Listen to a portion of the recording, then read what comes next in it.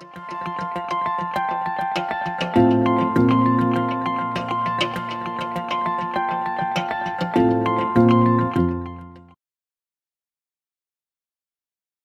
c'est Céline Thibault, je suis pédiatre intensiviste, comme on m'a si bien présenté. Donc, je vais vous parler du management de la douleur aux soins intensifs pédiatriques et on ne peut pas vraiment séparer la douleur de tout ce qui est agitation et délirium dans cette population. Je n'ai pas de conflit d'intérêt et je suis très heureuse d'être ici. Donc, merci encore de l'invitation par le groupe. L'environnement de soins intensifs pédiatriques, c'est un environnement qui est très particulier, surtout pour des enfants qui ne peuvent pas vraiment trop comprendre ce qui leur arrive souvent, des très jeunes enfants. Il y a beaucoup d'équipements, hein, plein de tubes qui sortent un peu de tous les orifices. Beaucoup de procédures qu'on fait aussi qui peuvent être assez banales ou ce qu'on considère, nous, assez banales, à des procédures très invasives et très compliquées aussi. Il y a beaucoup de collants, et ça, c'est nos infirmières qui nous le rappellent parce que nous, souvent, on n'y pense pas trop, mais il y a certains collants qui collent vraiment beaucoup et qui sont difficiles à enlever. Ça fait mal, juste cette procédure-là très simple. Beaucoup de maladies aussi qui peuvent être plus ou moins douloureuses.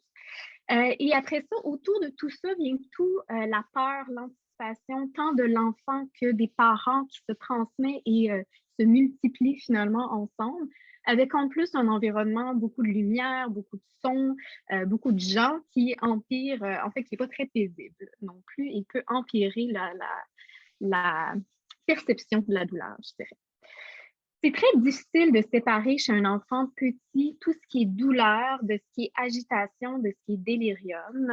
Et les meilleures personnes pour le faire, ça j'en suis convaincue, c'est vraiment les infirmières au chevet qui voient ces patients-là pendant 12 heures consécutives, pendant souvent plusieurs jours répétés. La façon dont on le fait le mieux, je pense, et qui est recommandé présentement, c'est d'essayer d'utiliser des scores. Les scores qui, la majorité du temps, vont être des scores basés sur des données observées par l'infirmière, encore une fois, parce qu'on ne peut pas demander des questions d'orientation à un enfant d'1 an. C'est très difficile. Souvent, ils ne parlent pas. Et en plus, on rajoute aussi la composante de... On a beaucoup d'enfants aussi avec des certains retards de développement. Donc, il faut toujours comparer à leur base. Il faut toujours demander aux parents, puis voir un peu l'opinion de tous et se faire une tête un peu là-dessus. Donc, il y a plusieurs scores qui sont détaillés. Je ne passerai pas à travers tout ça dans le 15 minutes qu'on a aujourd'hui. C'est un peu trop court, mais on essaie de les faire de plus en plus régulièrement et c'est vraiment la meilleure façon de pouvoir évaluer tant la douleur, l'agitation ou le délire. En termes de traitement, il y en a beaucoup, mais pour tout ça, la première ligne demeure tout ce qui est non pharmacologique, qu'on essaie de faire le mieux possible. Bon, qu'on pourrait certainement être meilleur, être plus apte à le faire, mais qu'on essaie quand même. Je trouve qu'il y a beaucoup de belles initiatives et Dr. Doré Bergeron qui me suit va pouvoir, je suis certaine, en parler encore davantage. Point de vue de la douleur, qui est ce qui nous intéresse le plus aujourd'hui, la base demeure l'acétaminophène. C'est pour à peu près tous nos patients ont de l'acétaminophène. Des anti-inflammatoires, des INS aussi, s'il n'y a pas de contre-indication. Malheureusement, sur l'intensif, on a souvent des contre-indications, mais moins qu'on pourrait penser quand même. Les opiacés demeurent la première ligne pour la douleur sévère au sein intensif pédiatrique. Puis après, ben là, on rajoute plein de choses. La kétamine, la dexmédetomidine, qui est un alpha-2 agoniste qu'on utilise maintenant beaucoup, les gabapentinoïdes et d'autres lignes qui sont beaucoup plus des lignes plus de la deuxième, la troisième ligne de traitement. Pour l'agitation, on a passé, ça a changé beaucoup en fait dans les 5 à 10 dernières années, je dirais. La première ligne était avant clairement la benzodiazépine. C'est ce qu'on donnait à tout le monde, c'était notre première ligne de sédation. Ça a vraiment changé pour les alpha-agonistes dans les dernières années. Maintenant, c'est beaucoup de la dexmédetomidine ou de la clonidine. Le propofol, on aimerait ça parce qu'on trouve que ça marche très bien quand même, mais malheureusement, en pédiatrie, il y a un black box tant Santé Canada que FDA. Le risque de Propofol-related infusion syndrome est quand même très élevé chez les petits, donc on essaye de limiter le plus possible tant les doses, les durées.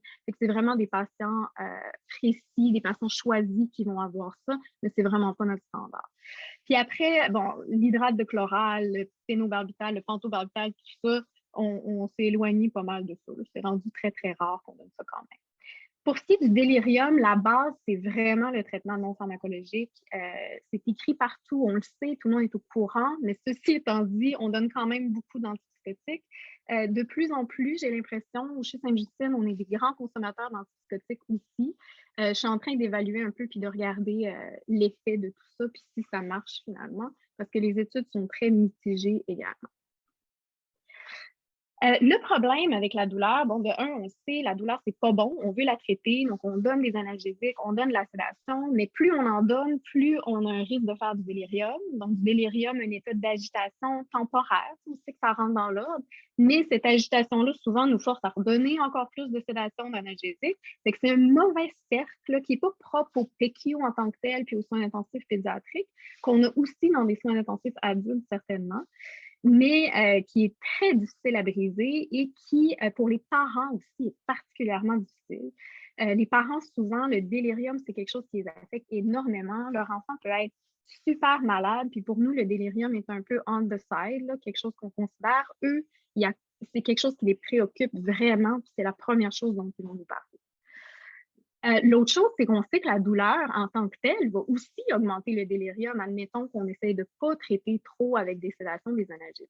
Fait qu'on est vraiment pris dans le mauvais cercle souvent chez ces enfants-là, très, très malades.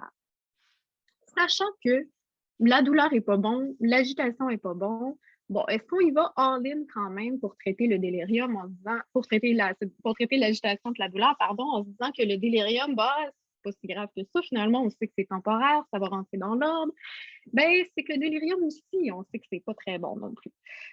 Ça empire tous les outcomes à peu près qu'on peut mesurer. Donc, ça va augmenter les durées de séjour, ça va augmenter les durées de ventilation mécanique, ça coûte plus cher. Bon, c'est souvent moins notre considération première au Québec, en tout cas, mais ça fait partie des considérations. Puis ça augmente la mortalité quand même de façon indépendante dans plusieurs études. Ça, c'est pas banal, là. Des choses qui augmentent la mortalité en pédiatrie, c'est quand même pas si fréquent.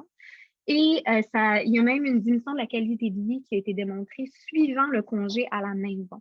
Donc, voir à quel point ça affecte en tant que tel les enfants. Et clairement, ça a été moins étudié, mais comme je vous disais, c'est sûr que la qualité de vie des parents, en tout cas pendant le séjour à l'hôpital, est clairement diminuée quand il y a un délirium actif.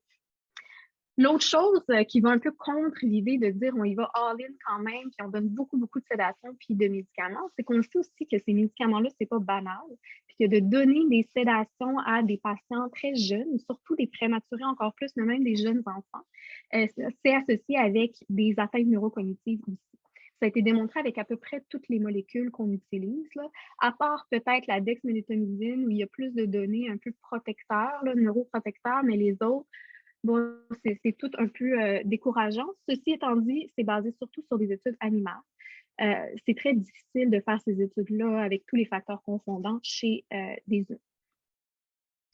Donc, l'approche générale qu'on a aux soins intensifs pédiatriques en 2023, parce que ça a évolué énormément dans les dernières décennies, puis ça continue d'évoluer beaucoup. C'est une approche qui est multimodale, très populaire comme terme, multimodal. Donc, on essaye de toucher à tout, finalement, du cerveau au nerf périphérique, essayer de toucher sur plusieurs cibles avec des doses moins importantes, mais pour avoir notre effet désiré sans trop d'effets indésirables de chacune des molécules, finalement. Donc, ce qu'on utilise beaucoup dans notre centre, bon, l'acétaminophène, c'est pour tous. Soit IV ou Para, cette partie-là reste peu d'évidence dans la littérature. Les INS, qu'on utilise vraiment plus qu'on utilisait avant. Les opiacés qui restent la base, donc on commence à des petites doses, puis on essaie de trouver la dose minimale efficace. La kétamine qu'on utilise aussi beaucoup, surtout chez nos patients en post-opératoire, on trouve que ça fonctionne très bien. La dexmédetomidine qui est notre agent de toute façon de sédation primaire et les anesthésiques locaux que nos chirurgiens vont souvent utiliser beaucoup, ne serait-ce que pour avant de fermer les plaies, entre autres les plaies de chirurgie cardiaque, ils vont injecter avant de fermer le sternum. Il y a quand même des recommandations. Donc, les gens essaient de standardiser un peu l'approche et de nous guider là-dedans. En 2022, le Society of Critical Care Medicine, ils ont sorti un gros document de recommandations. Ce que ça dit, c'est un peu ce que je viens de vous dire. En gros, il faudrait utiliser des scores. L'impression clinique n'est pas suffisamment précise et fiable. Que les opioïdes intraveineux restent la première ligne pour les enfants malades en douleur aux soins intensifs. L'utilisation des INS et de l'acétaminophène est recommandée. Et il y a le non pharmacologique que je trouve intéressant quand même, qu'il rentre dans des recommandations quand même. C'est même pas des suggestions, c'est des recommandations. Qui est la thérapie music therapy, donc la thérapie musicale en français, ou le sucrose, que ça, je dois dire, ça fait longtemps qu'en pédiatrie, c'est assez bien accepté, le sucrose comme méthode pour les procédures, finalement. L'autre chose qui suggère et qui est vraiment un changement, je le répète, je me répète beaucoup finalement, là, mais c'est les alpha-2 agonistes comme sédation primaire pour les patients intubés qui ont besoin d'une sédation, parce que c'est vraiment un gros changement de paradigme dans les dernières années. Et puis c'est là que le reste de la présentation qui nous intéresse finalement, c'est les suggère l'utilisation d'un protocole de sédation d'analgésie pour ces patients-là. Même si c'est suggéré par expérience pour connaître des gens dans beaucoup d'unités, au moins en Amérique du Nord, ce n'est pas fait vraiment dans la majorité des unités pour plein de raisons. Et nous, on s'est dit qu'à mon retour de fellow, mon retour de 3 ans à Philadelphie, j'ai décidé que j'allais faire un protocole de sédation pour nos patients aux soins intensifs. Quand on regarde dans la littérature, parce qu'il y a beaucoup de gens qui l'ont étudié, mais peu de gens qui l'ont implanté dans leur unité pour rester. Il existe 2 grands types de protocoles, soit des protocoles qui sont nurse-led ou physician-pharmacist-led, donc soit gérés au chevet par des infirmières qui vont ajuster les doses sans appeler le médecin à chaque ajustement de dose. Ça semble très de base pour des intensivistes adultes, mais en pédiatrie, classiquement, les infirmières appelaient le médecin tout le temps pour des ajustements de sédation ou géré justement de façon plus classique par le médecin ou le pharmacien. Dans la littérature, c'est un peu hétérogène, là, les résultats, mais en gros, certaines études montrent que ça diminue le temps, la proportion de temps où le patient est agité, que ça augmente le temps où il est calme et réveillé, qui est vraiment notre but, que ça diminue l'exposition aux benzodiazépines et que ça pourrait diminuer les durées de ventilation mécanique. Et surtout, c'est jamais associé à des outcomes pires, là. Soit ça fait rien ou pas une différence significative, mais ce n'est jamais délétère, finalement. Donc, nous, quand je suis revenue, je pense qu'il y avait un bon momentum dans le sens que les infirmières avaient travaillé, pas les infirmières, les pharmaciens avaient travaillé beaucoup dans les dernières années pour améliorer un peu notre pratique par rapport à ça. Les scores avaient déjà été implantés, les infirmières étaient habituées de les faire. Donc, c'était vraiment un bon moment. Puis, il y avait une volonté de standardiser un peu nos pratiques. Avec un full disclosure que moi, je voulais étudier aussi la sédation d'analgésie dans cette population-là. Donc, avant de pouvoir l'étudier, je fallait que ça soit un petit peu standardisé dans l'unité. Et il y avait une volonté de donner un peu plus d'autonomie aux infirmières aussi. Moi, j'y croyais aussi beaucoup. Donc, on est allé plus vers un nurse-led protocol où les infirmières peuvent ajuster vraiment les doses d'elles-mêmes dans un certain cadre, finalement. Par contre, ce qui aurait été le plus simple, c'est de prendre un protocole, le traduire en français, ce qui avait été publié, puis we call it a day. C'est un beau succès, mais on n'a pas trouvé en fait de protocole qui correspondait vraiment à ce qu'on voulait dans notre unité. La majorité des études étaient faites il y a déjà un certain moment, au moment où c'était plus des benzos qui étaient la première ligne de sédation. Nous, on voulait vraiment de la dexmédetomidine pour que ça corresponde à ce qu'on faisait. On voulait vraiment que ce soit multimodal, ce qui rend ça plus compliqué dans un protocole aussi. Et moi, j'ai fait un fellow de soins intensifs cardiaques. J'ai une population qui m'intéresse particulièrement, c'est cette population-là. Donc, je voulais que ça puisse s'appliquer aux post-op de chirurgie cardiaque qui sont dans nos patients les plus malades, finalement, aux soins intensifs pédiatriques. Donc, on a créé une équipe multidisciplinaire avec des pharmaciens, avec une fellow qui m'a aidé aussi, Anne Galland, qui est maintenant retournée en France. Et au point de vue nursing, Lydia Ziani, qui nous a aidé énormément à pouvoir implanter le protocole. Ce qu'on a fait, on l'a quand même fait dans le cadre d'un projet de recherche, donc soumis au IRB. On a fait des questionnaires aussi aux infirmières pour voir leur satisfaction finalement avec le niveau de base de notre prise en charge, je dirais pas le niveau, mais notre prise en charge de la sédation d'analgésie. Et on va refaire ces questionnaires-là bientôt. Et faire les protocoles, ce qui a été évidemment le plus difficile, on a fait des protocoles différents selon l'âge, donc les moins de 6 mois, les 6 mois à 10 ans, puis les plus de 10 ans, et selon la trajectoire qu'on anticipait pour le patient, c'est-à-dire est-ce qu'on pense qu'il va être extubé d'ici moins de 24 heures ou intubé pour plus que 24 heures. On a fait des sessions de formation, en fait, avec les médecins, avec les infirmières, qui identifient les champions qui allaient être les ressources sur le plancher. Et pendant les 6 premiers mois, on a révisé l'équipe dont je vous parlais auparavant, tous les cas. On a revu comment ça se passait, comment ça allait. On a pris les commentaires des infirmières aussi sur le plancher, ce qui fait qu'on est rendu présentement à la 3e version du protocole. Notre protocole, c'est pas si simple, ça fait charger, mais en gros, celui-là, c'est pour les 6 mois à 10 ans. Et on a 2 sections, 2 grosses bulles en haut, ceux qui sont intubés plus de 24 heures ou extubés, extubation prévue en moins de 24 heures. C'est pas mal les mêmes agents, mais les doses changent. Ils ont tous de la dexmédetomidine, ils ont tous de l'acétaminophène IV pour les premiers 24 heures. Les 6 mois et plus, évidemment, les moins de 6 mois ne peuvent pas recevoir des ANS, mais les 6 mois et plus vont avoir des ANS à 8 heures post-op, sauf s'il y a une contre-indication qu'on a mis dans le protocole aussi, et suivant évidemment l'accord de l'équipe chirurgicale. Les deux, pour les 10 ans et moins, en fait, c'est la morphine qui est l'agent opiacé de choix. Pour les plus de 10 ans, on est allé avec une ACP d'hydromorphone ou du fentanyl en infusion s'ils sont intubés plus longtemps, qui correspond plus à nos pratiques chez les plus vieux. Et tous les patients de la kétamine à une dose co-analgésique initialement, tant qu'ils ont des drains la majorité du temps. Et après, c'est ça qui est le gros changement pour les infirmières, c'est qu'eux font les scores aux 4 heures. S'ils font un changement, 30 minutes, pas de changement, refont le score, puis peuvent ajuster, ils peuvent faire jusqu'à 3 ajustements de suite avant de nous appeler.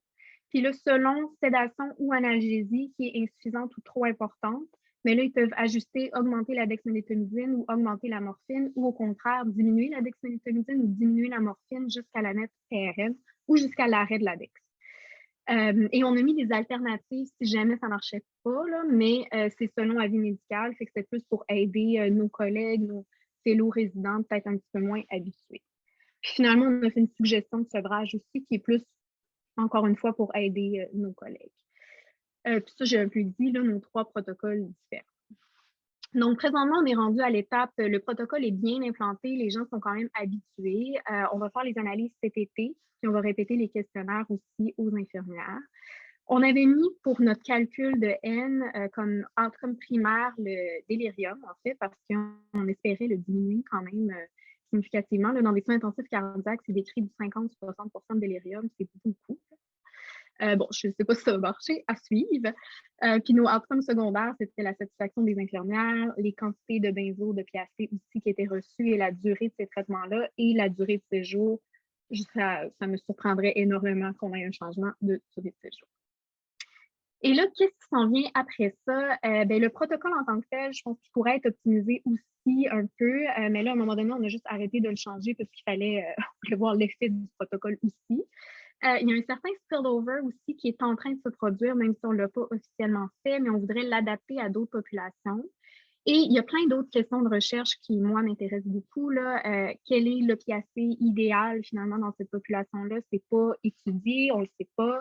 Le rôle tant de l'acétaminophène IV versus Peros, de la kétamine aussi, c'est 2 choses qui sont pas très bien décrites dans la population de soins intensifs pédiatriques. Les protocoles de sevrage, tout le monde le suggère, personne ne le fait, personne n'en a. Est-ce que c'est vraiment nécessaire? Bon, c'est l'autre question, dans le sens qu'on ne vit pas nécessairement des sédations si profondes la majorité du temps, mais comme c'est suggéré partout, je pense que ça vaut la peine d'être exploré aussi. Puis, je pense que ça reste très important, même si, bon, moi, mon expertise, c'est vraiment de la pharmacologie, de la pharmacocinétique. Je pense que tout ce qui est non pharmacologique reste super important à étudier davantage aussi dans cette population-là. Donc, tout ceci étant dit, ça me fait plaisir d'en discuter davantage, de répondre à vos questions et surtout, si ça vous intéresse de collaborer, ça va me faire vraiment plaisir. Écrivez-moi, en fait.